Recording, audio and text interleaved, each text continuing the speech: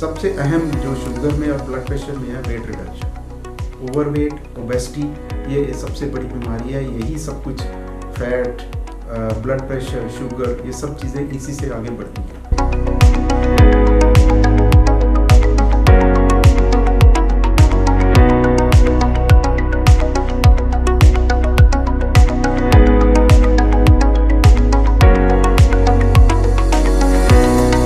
Patient हमारे पास आता है, फर्स्ट चेस्ट पेन के साथ आया या उसको स्वेटिंग होती है, पसीना आता है या पैल्पिटेशन होती है, तो हम सबसे पहला जो सबसे मिनिमम रिक्वायरमेंट है वो ईसीजी है। 90% कोई भी पेशेंट जब ईसीजी पेन में आता है या उसकी पेन 12 घंटे से चल रही है, ईसीजी में हमें पता चल जाता है इसके ब्लॉकेज आ रही है।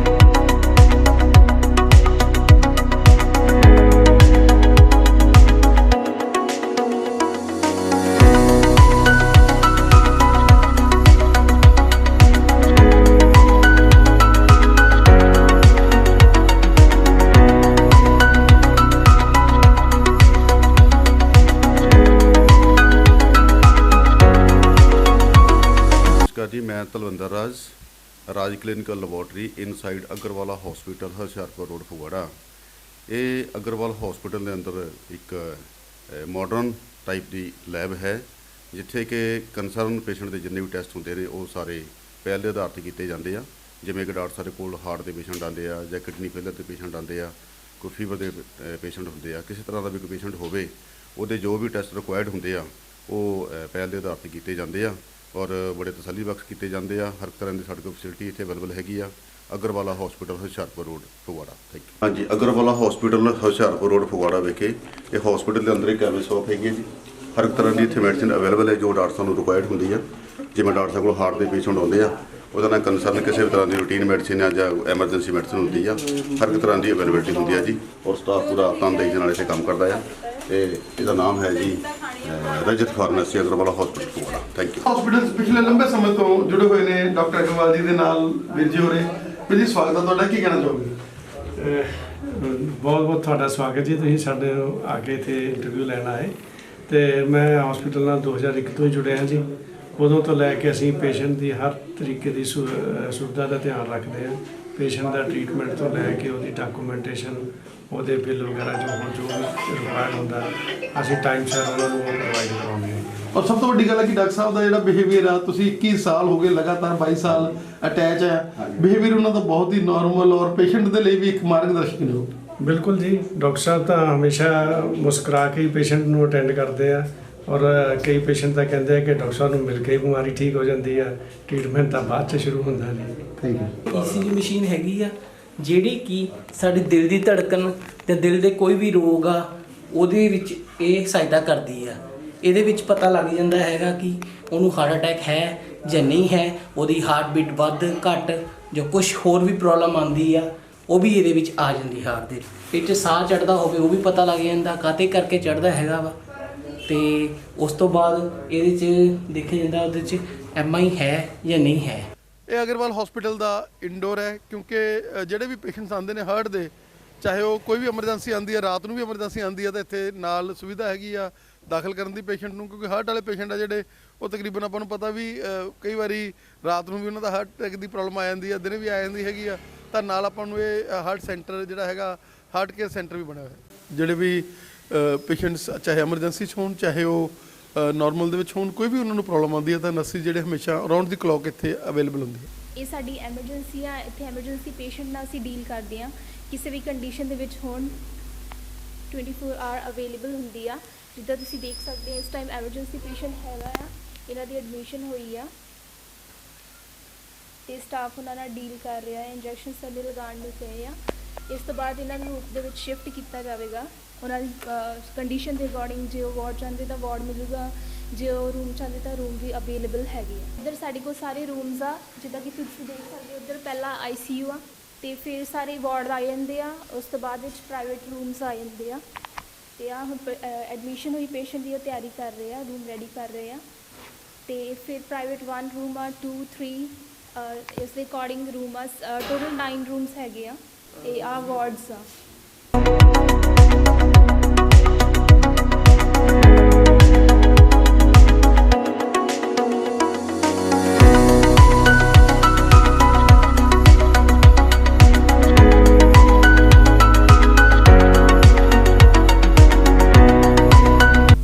आपला चैनल पे आपका स्वागत है। आज हम आपको मिलाने जा रहे हैं डॉक्टर राजीव अग्रवाल जी के साथ, जो पिछले लंबे समय से अपनी सेवाएं दे रहे हैं फगवाड़ा में। डॉक्टर साहब, स्वागत है आपका हमारे special show. Thank you very much, thank you. Doctor साहब, क्या कहना चाहेंगे कि जैसे आज का जो सिनेरियो है जिसमें हर 4th पर्सन हमें शुगर से ग्रस्त मिल रहा है और बीपी और शुगर का जैसे घी खिचड़ी का रिश्ता है, और धीरे धीरे ये चीज़ें जाकर आगे हार्ट को प्रभावित करती हैं, क्या कहना चाहिए? सबसे अहम जो शुगर में और ब्लड प्रेशर में है वेट रिडक्शन। ओवरवेट, ओबेसिटी ये सबसे बड़ी बीमारी है। यही सब कुछ फैट, ब्लड प्रेशर, शुगर, ये सब चीज़ें इसी से आगे बढ़ती हैं। तो सबसे पहले वेट रिडक्शन, एक्सरसाइज का करना, डेली एक्सरसाइज का करना, मिनिमम 30 से 35 minute, 5/7 days, brisk walk, cycling, थोड़ा सा कार्डियो, थोड़ा सा जिम एक्सरसाइज, ये डेली का रूटीन, योगा, ये part and parcel of life होने चाहिए। एक्सरसाइज बहुत अहम है। सबसे पहले तो ये हो गया। Second is personal habits. Personal habits में स्मोकिंग, सेकंड ड्रिंकिंग, ये चीज़ें तो बहुत ज़्यादा बढ़ावा करती हैं वेट इंक्रीज करने में, डिसीज़ बढ़ाने में, लंग्स की, हार्ट की, तो ये सब चीज़ें उसी की तरफ जाती हैं। Smoking not at all, drink not at all, totally ये बिल्कुल बंद करनी चाहिए। उसके लिए हम उनको प्रोवोक करते हैं कि ये चीज़ें लेटर ऑन लाइफ में आपको बहुत तंग करेगी। थर्ड इज लास्ट जो आता है वो डाइट में हम सबसे पहले उनका मीठा, जो शुगर बेस जितना भी मीठा है वो बंद करना जरूरी हो जाता है। फ्रूट्स, वो कुछ एक सिलेक्टेड फ्रूट्स जैसे पपाया, एप्पल, पियर, देन कीवी फ्रूट, गुआवास, ये थोड़ा थोड़ा ले सकते हैं, और बाकी फ्रूट उनको अवॉइड करने चाहिए जिनका ग्लाइसीमिक इंडेक्स बहुत हाई होता है। उसके बाद आ गया fats. Milk and milk products हम अवॉइड करने को कहते हैं। मिल्क प्रोडक्ट्स जो होते हैं वो बहुत डेंजरस हैं, ओबेसिटी में लिपिड कोलेस्ट्रॉल को बढ़ाते हैं। तो सेपरेटा दूध और सेपरेटा दही और लस्सी ले सकते हैं, बट घी, मक्खन, मलाई का उपयोग ऑलमोस्ट नील, ज़ीरो होना चाहिए।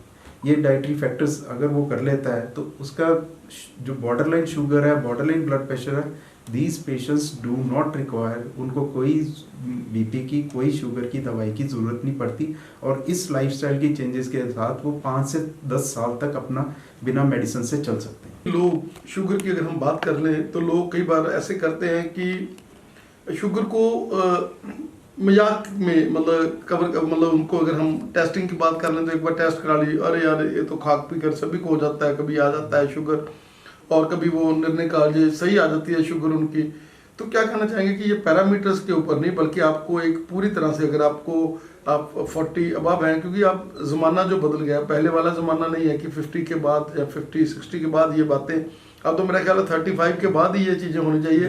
क्या कहना चाहेंगे कि शुगर को भी हमने मापदंड के साथ और बीपी को भी मापदंड के साथ, ये नहीं कि आपने कभी अपना बीपी टेस्ट करा लिया, कोलेस्ट्रॉल है, बैड कोलेस्ट्रॉल है, ये सारी चीज़ें टेस्ट करानी आजकल ज़रूरी हैं कि आप लोग एक टेस्ट ही है वो कराना चाहिए। आफ्टर 40, आफ्टर 45 आपको एक बार अपने डॉक्टर से कंसल्टेशन करके अपने पैरामीटर्स एक बार जरूर चेक करवा लेनी चाहिए, क्योंकि ब्लड प्रेशर और शुगर, पहली बात तो ये है कि ये साइलेंट है, ये कभी भी कोई सिम्टम के साथ नहीं आती। हाँ, जब बहुत ज़्यादा बढ़ जाती है नो डाउट तब सिम्टम्स तो आते हैं। दूसरी बात है, अगर आपके पेरेंट्स में प्रॉब्लम है, उनको ब्लड प्रेशर की प्रॉब्लम है, उनको शुगर की प्रॉब्लम है, तो बच्चों में इन चीज़ों के आने के चांसेस अर्ली एज में बहुत बढ़ जाते हैं, और उनमें ये स्क्रीनिंग होनी बहुत ज़रूरी है। और स्क्रीनिंग करके ही हम उन बच्चों को उनको सब आगे समझा सकते हैं कि आपके पेरेंट्स को आपको आने वाले टाइम में यंग है, मान लो पेरेंट्स को 60s में हुई है, तो बच्चों में ये चीज़ 30-40s में आने के चांसेस हो जाते हैं। तो उनकी स्क्रीनिंग पहले से ही होनी शुरू हो जाती है, करनी चाहिए और होनी भी चाहिए। और प्रिवेंटिव मेजर्स तब से ही शुरू कर लें ताकि उन बच्चों में ये प्रॉब्लम आए ही ना। जेनेटिक फैक्टर्स जरूर इनमें आ जाते हैं और उनमें स्क्रीनिंग करनी बहुत ज़रूरी हो जाती है। जो कि मेरा ख्याल है कि 25 ईयर्स से भी ज़्यादा समय से ये सेवा दे रहा है, और सबसे बड़ी बात है कि राउंड द क्लॉक 24 आवर्स ये ओपन है। बहुत बढ़िया नर्सिंग स्टाफ, साथ साथ लैब के टेस्ट, ECG की मशीन। क्या कहना चाहेंगे कि इस हॉस्पिटल में इंडोर की फैसिलिटी, उसमें आपको सेपरेट प्राइवेट रूम्स भी और वार्ड में भी हर तरह की फैसिलिटी यहाँ पर अवेलेबल है? हम प्रिवेंटिव और प्रीलिमिनरी केयर में हर पेशेंट को हर तरह का यहाँ पर सहूलियत है। लेकिन जिन पेशेंट्स को अब जिनको हार्ट अटैक हो गया, जिनको स्टेंट की ज़रूरत है या जिनको ब्रेन की सर्जरी की ज़रूरत है, हम उनको प्राइमरी वो दे के एक फर्स्ट एड दे के उसी वक्त रेफ़र कर देते हैं टर्शरी लेवल। हमारा जो प्राइमरी लेवल है, सेकेंडरी लेवल बड़े हॉस्पिटल आ जाते हैं, टर्शरी लेवल जहाँ पर ब्रेन सर्जरी, हार्ट की सर्जरी या स्टेंट वगैरह, तो उनको एक अच्छी जगह पर जहाँ पर उनका ज़्यादा खर्च भी ना हो, जहाँ पर उनको बेटर फैसिलिटीज़ भी मिलें और अच्छी तरह से उनका हार्ट का भी और स्टेंट का भी और इवन ब्रेन सर्जरी भी है, वो हम उसको फिर वहाँ पर रेफ़र कर देते हैं।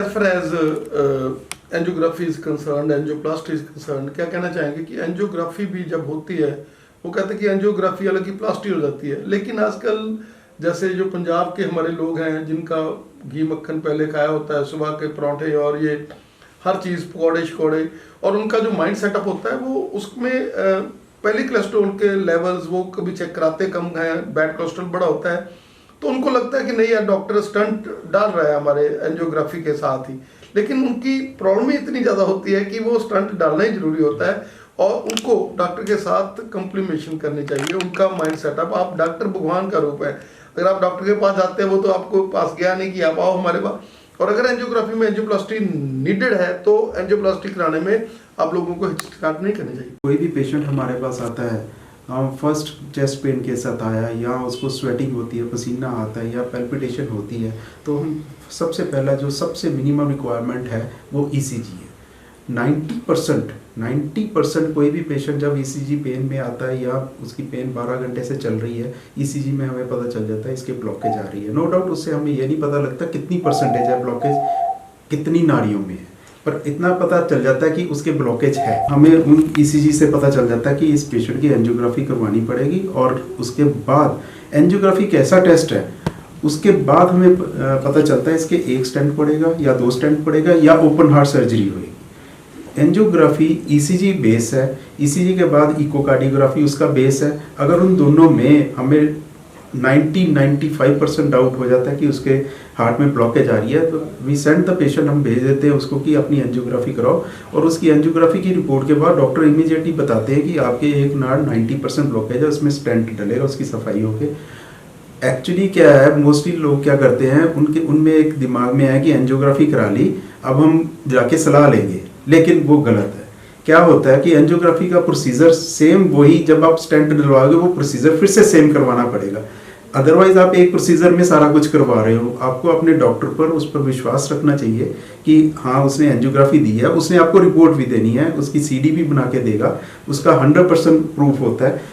आपका उसी प्रोसीजर में जब वो कैथ डालते हैं तो उसी में आपका स्टेंट डल जाएगा। नहीं तो आप कैथ एंजियोग्राफी करा के आ गए दूसरे डॉक्टर के पास, वो कहना जी हाँ जी स्टेंट तो डलेगा, आपका सेम प्रोसीजर फिर से दोबारा से रिपीट करना पड़ेगा। एनआरआई की बेल्ट है और आपने हजारों की गिनती में आज जो एनआरआई भी बाहर बैठे हुए हैं, ऑनलाइन भी देख सकते हैं वो लोग।